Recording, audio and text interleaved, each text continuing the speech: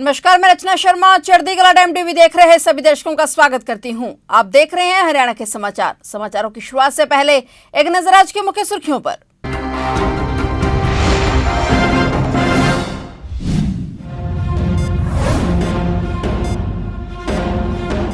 पच्चीस नवनियुक्त खंड विकास एवं पंचायत अधिकारियों से मिले नियुक्ति पत्र। मुख्यमंत्री नायब सिंह सैनी ने सौंपे नियुक्ति पत्र। मुख्यमंत्री ने बीडीपीओ को दी बधाई।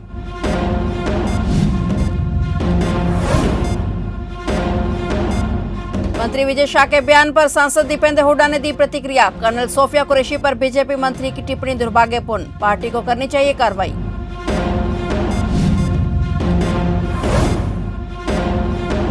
हरियाणा का जवान पंजाब में हुआ शहीद, सेवा देते समय गोली लगने से हुए शहीद। ग्रेनेडियर मैकेनिक पद पर तैनात है मनोज।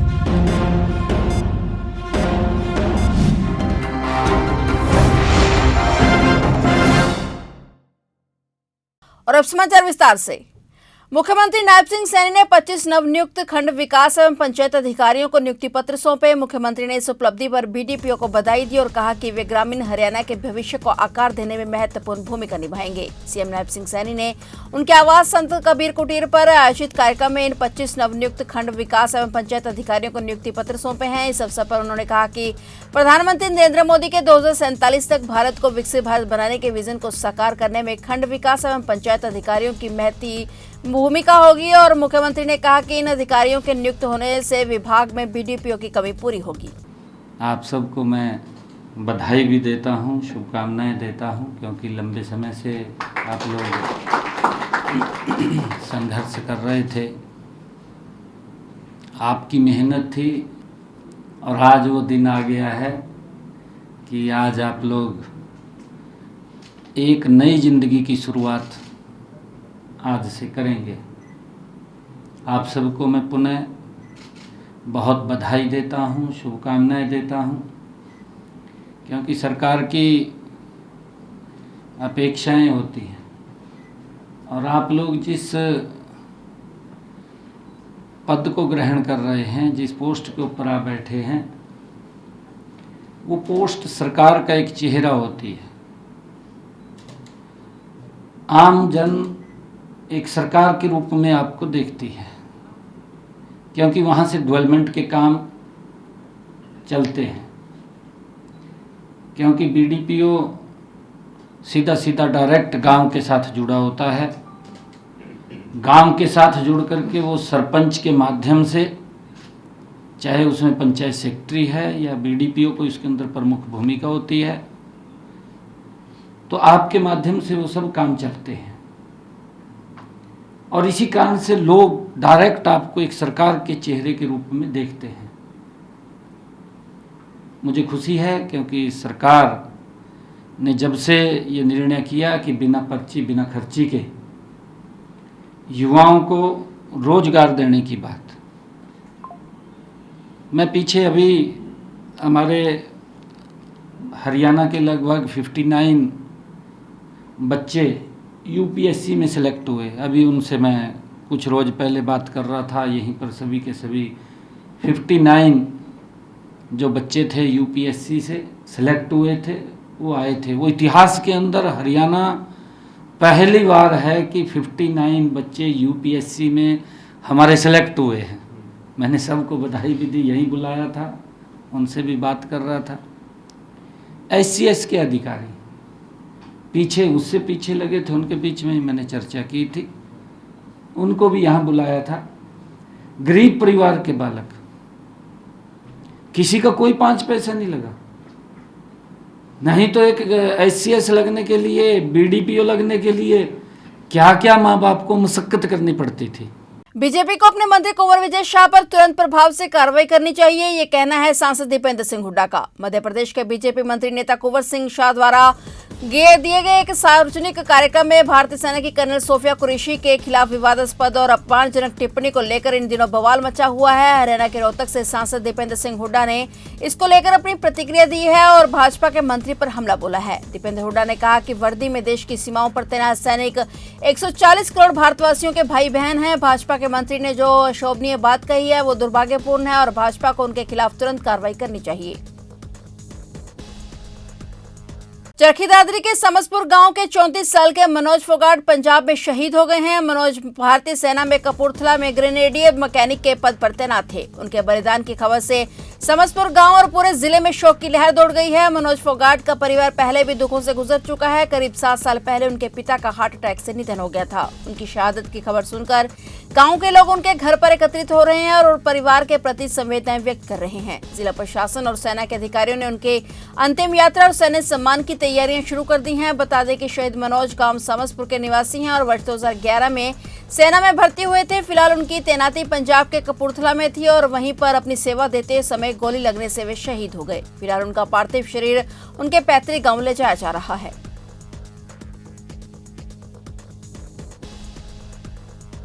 भारतीय जैवलिन थ्रोअर नीरज चोपड़ा को टेरिटोरियल आर्मी में एक बड़ा सम्मान मिला है। 2 बार के ओलंपिक मेडलिस्ट नीरज चोपड़ा को टेरिटोरियल आर्मी में लेफ्टिनेंट कर्नल की ऑनररी रैंक से सम्मानित किया गया है। रक्षा मंत्रालय की ओर से जारी एक नोटिफिकेशन में बताया गया है कि राष्ट्रपति द्रौपदी मुर्मू ने नीरज चोपड़ा को इस रैंक से सम्मानित करने का फैसला किया है। भारत सरकार के गजट में कहा गया है कि टेरिटोरियल आर्मी विनियम 1948 के पैरा 31 के तहत प्रदेश शक्तियों का प्रयोग करते हुए राष्ट्रपति को यह प्रसन्नता है कि वे पूर्व सूबेदार मेजर नीरज चोपड़ा को टेरिटोरियल आर्मी में लेफ्टिनेंट कर्नल की रैंक प्रदान कर रही हैं। यह आदेश 16 अप्रैल 2025 से प्रभावी है। बता दें कि नीरज पहले से ही भारतीय सेना में सूबेदार मेजर के पद पर तैनात हैं। ऑपरेशन सिंदूर के तहत भारतीय सेना ने पहलगाम में हुई आतंकवादी हमले का प्रतिशोध लिया और वहीं आतंकवादियों की लॉन्चिंग पैड को नेस्तनाबूद किया। सेना के दैव्य पराक्रम और शौर्य के लिए पूरे देश भर में भारतीय जनता पार्टी तिरंगा यात्रा निकाल रही है। वहीं हरियाणा में भी तिरंगा यात्रा शुरू हो चुकी है। इसी संदर्भ में आज करनाल के कर्ण कमल में तिरंगा यात्रा के संदर्भ में बैठक आयोजित की गई, जिसकी अध्यक्षता पूर्व सांसद संजय भाटिया ने की। संजय भाटिया ने मीडिया से बातचीत करते हुए यात्रा की पूरी जानकारी दी। उन्होंने बताया कि करनाल में तिरंगा यात्रा 16 तारीख को निकाली जाएगी, जिसका नेतृत्व केंद्रीय मंत्री मनोहर लाल खट्टर करेंगे। ये 16 तारीख को सुबह 8 बजे रघुनाथ मंदिर से शुरू होकर कर्ण गेट तक ये यात्रा रहेगी। इसमें यहाँ के सांसद, यहाँ के प्रतिनिधि, केंद्रीय मंत्री मनोहर लाल जी भी उपस्थित रहेंगे। जितने जनप्रतिनिधि हैं, सारी ये जिला के स्तर की है, जितने जनप्रतिनिधि हैं यहाँ पर, जितनी सामाजिक धार्मिक संस्थाएं हैं, जितने भी देश को प्यार करने वाले लोग हैं, वो किसी भी राजनीतिक दल के, सबको निमंत्रण है, सभी उस यात्रा में शामिल होंगे। विपक्ष लगातार इस यात्रा का हिस्सा बनने वाले हैं। प्रदेश के मुख्यमंत्री कल उन्होंने शुरुआत करी है पंचकुला से, अभी तक उनसे करनाल की यात्रा में, क्योंकि ये जिला के स्तर पर है, अब वो कौन से जिले में रहेंगे ये जानकारी मेरे को नहीं है, लेकिन ये करनाल जिला की यात्रा है। 16 तारीख को सर पूरे हरियाणा में निकलने वाली है। सब जगह सबको प्रोग्राम जारी कर दिया गया। ये हर विधानसभा स्तर पर होगी, हर मुख्य केंद्रीय जो स्थान है, चाहे वो बड़ा कस्बा है चाहे गांव है, हर 18 से लेकर 23 तक ये रहेगी। 15-16 में जिला हेडक्वार्टर। सीजफायर को लेकर अमेरिकी राष्ट्रपति का जो ट्वीट आया था कि सीजफायर होगा, तो उसको लेकर विपक्ष के नेता लगातार बयान दे रहे हैं। देखिए, विपक्ष के लोग हमेशा कुछ ऐसा ढूंढते हैं जिससे देश का गौरव कम हो। ये अब नहीं, इतिहास में भी कई मौकों पर हमने देखा, चाहे एयर स्ट्राइक हुई, चाहे सर्जिकल स्ट्राइक हुई, विपक्ष के लोग तो तब भी सबूत मांगने लग गए थे। लेकिन मेरी हाथ जोड़ के उनसे प्रार्थना है कि इस तिरंगा यात्रा में जो देश का गौरव के लिए यात्रा निकाली जा रही है, उसमें शामिल हो। इसके अंदर राजनीति की गंदगी मत ढूंढे, मेरी हाथ जोड़ के उनसे प्रार्थना। यमुनानगर के चर्चित सुनार हत्याकांड मामले में सेशन कोर्ट ने दोषियों को सजा सुना दी है। यह मामला स्टेट बनाम योगेश्वरी केस में जुड़ा हुआ है, जिसमें सुजीव खन्ना की हत्या कर दी गई थी और कल माननीय न्यायालय एडिशनल सेशन जज दानिश गुप्ता की अदालत ने चारों आरोपियों को दोषी करार दिया था और आज सजा का ऐलान किया गया। अदालत में पेश हुए वकील ने सभी कानूनी दलीलें रखते हुए बताया कि यह सुनिश्चित तौर पर एक सुनियोजित षड्यंत्र था। न्यायालय ने धारा 120B षड्यंत्र के तहत सभी दोषियों को 7 साल की सश्रम सजा और 15,000 रुपए जुर्माना सुनाया। जुर्माना अदा न करने की स्थिति में 6 महीने का अतिरिक्त कारावास भुगतना होगा। धारा 201 सबूत नष्ट करने के तहत कोर्ट ने सभी दोषियों को 3 साल की सश्रम सजा और 5,000 का जुर्माना लगाया। जुर्माना अदा न करने पर 2 महीने की अतिरिक्त सजा दी जाएगी। धारा 302 हत्या के अंतर्गत सभी दोषियों को आजीवन कारावास की सजा और 25,000 प्रति दोषी का जुर्माना सुनाया गया। जुर्माना न भरने की स्थिति में 1 साल की अतिरिक्त सजा भी भुगतनी होगी। जैसा कि आप सभी को विदित है, कल माननीय न्यायालय श्री दानिश गुप्ता एडिशनल सेशन जज की अदालत ने स्टेट बनाम योगेश्वरी बनाम केस में जिसमें श्री संजीव खन्ना जी की हत्या की गई थी, मुलजिमों को दोषी करार दे दिया था और आज सज़ा के ऐलान के लिए तारीख फिक्स की गई थी। दोनों पक्षों की दलीलें सुनने के बाद माननीय न्यायालय ने सज़ा का ऐलान कर दिया है। सज़ा इस प्रकार से है, 120B जो धारा षड्यंत्र के लिए होती है, उसमें न्यायालय ने सभी 4 दोषियों को 7-7 साल की सज़ा व 15-15 हज़ार रुपये का जुर्माना न अदा करने की सूरत में 6 महीने की अतिरिक्त सज़ा, और धारा 201 जो सबूत नष्ट करने के लिए होती है, उसमें सभी दोषियों को 3-3 साल की सज़ा व 5,000 जुर्माना प्रति एक, जुर्माना जमा न कराने की दशा में 2 महीने की सज़ा अतिरिक्त, 2 महीने, 2 साल नहीं 2 महीने। इसी प्रकार धारा 302 जो हत्या के लिए लगाई जाती है, उसमें सभी दोषियों को माननीय न्यायालय ने उम्र कैद की सज़ा सुनाई है और 25,000 रुपये प्रत्येक दोषी पर जुर्माना लगाया है। जुर्माना ना अदा करने की सूरत में 1 साल अतिरिक्त दंड का कारावास भुगतना पड़ेगा। इसी प्रकार धारा 364 जो अपहरण के लिए लगाई जाती है, उसमें माननीय न्यायालय ने सभी दोषियों को 7-7 साल की सज़ा सुनाई है व सभी दोषियों पर 5-5 हज़ार रुपये प्रत्येक पर जुर्माना लगाया है और जुर्माना अदा न करने की सूरत में 2 महीने की अतिरिक्त सज़ा भुगतने का प्रावधान किया गया है। ये सभी सज़ाएँ एक साथ चलेंगी और सज़ा सश्रम यानी कि कठोर है, रिगरस इम्प्रिजनमेंट। सर, जिस प्रकार ये 4 आरोपी अंदर गए हैं, उसमें एक आरोपी के ऊपर 120B लगाई गई थी, तो क्या उसको 7 साल की सज़ा मानी जाएगी? नहीं, सभी आरोपियों के ऊपर 120B लगी हुई थी, सभी को उम्र कैद की सज़ा हुई है। जो सज़ाएं मैंने पहले बताई हैं सभी दोषियों को हुई हैं। वो ऑपरेशन सिंदूर की खुशी पूरे देश में देखने को मिल रही है। हर जगह पर अलग अलग तरीके से इसकी खुशी मनाई जा रही है, जिसे लेकर हरियाणा के कैबिनेट मंत्री अनिल विज ने पाकिस्तान पर तंज कसते हुए कहा कि भारतीय सेना ने ऑपरेशन सिंदूर चलाकर 3 दिन में ही पाकिस्तान की 13वीं कर दी है। वहीं कांग्रेस ने को देश के प्रधानमंत्री की बातों पर विश्वास करने की नसीहत देते हुए उन्होंने कहा कि कांग्रेस को या किसी पार्टी को प्रधानमंत्री क्या कह रहे हैं उस पर भरोसा करना चाहिए, न कि गैर देशों के राष्ट्रीय अध्यक्ष क्या कर रहे हैं उस पर भरोसा करना चाहिए। अजरबैजान और तुर्की के साथ देशवासियों ने यह बोलकर व्यापार बंद कर दिया कि दुश्मन का दोस्त भी दुश्मन है, जिस पर जवाब देते हुए कैबिनेट मंत्री अनिल विज ने कहा कि ये बहुत अच्छी भावना है, जिसके लिए वे हिंदुस्तान की जनता को सैल्यूट करते हैं कि लोगों ने अपनी भावना से ही अजरबैजान और तुर्की के साथ व्यापार बंद कर दिया है। जब वहां भूकंप आया था तब भारत ने उनकी बहुत मदद की थी, लेकिन इस वक्त वो दुश्मन के साथ खड़े हैं। देश की शान कोई भी कार्यक्रम करे ये अच्छी बात है, लेकिन कांग्रेस को या किसी भी और पार्टी को हमारे प्रधानमंत्री क्या कह रहे हैं उस पर भरोसा करना चाहिए, ना कि गैर देशों के राष्ट्रीय अध्यक्ष क्या कह रहे हैं। अपने देश के प्रधानमंत्री जो कह रहा है वो ठीक है। देशवासियों ने अजरबैजान और तुर्की के साथ व्यापार बंद कर दिया और कहा कि दुश्मन का दोस्त हमारा दुश्मन है। इसके साथ साथ JNU का जो MOU है तुर्की के साथ वो भी रखते हैं। ये बहुत अच्छी भावना है और मैं हिंदुस्तान की जनता को सल्यूट करना चाहता हूँ कि जो उन्होंने अपने इनिशिएटिव से ही तुर्की का, अजरबैजान का बाइकाट करना शुरू करा।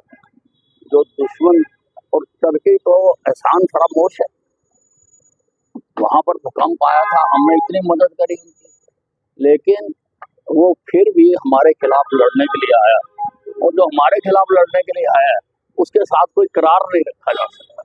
करनाल महाराणा प्रताप भवन में राजपूत समाज के द्वारा एक महत्वपूर्ण प्रश्न वार्ता का आयोजन किया गया, जिसमें संत विधायक योगेंद्र राणा ने जानकारी देते हुए कहा कि वीर श्रोमणी महाराणा प्रताप की जयंती 29 मई को करनाल के सबसे बड़े गांव सालवन में मनाई जाएगी, जिसमें मुख्य वक्ता के तौर पर प्रदेश के मुख्यमंत्री नायब सिंह सैनी शिरकत करेंगे और विशिष्ट अधिकारी के तौर पर वहां पर मौजूद रहेंगे। और कृषि विश्व मंत्री श्याम सिंह राणा के अतिरिक्त राजपूत समाज और अन्य गणमान्य व्यक्तियों को भी निमंत्रण दिया गया है। गौरतलब है कि महाराणा प्रताप की जयंती 9 मई को गांव सालवन में मनाने का निश्चय किया गया था, परंतु भारत और पाकिस्तान के मध्य तनाव की स्थिति को देखते हुए भारत सरकार के द्वारा दी गई गाइडलाइंस के अनुसार कार्यक्रम को अनिश्चित काल तक के लिए स्थगित कर दिया गया था। अब यह कार्यक्रम 29 मई को गांव सालवन में मनाया जाएगा। विक्रम संवत के अनुसार महाराणा प्रताप का जन्म उत्सव भी 29 मई को मनाया जाता है।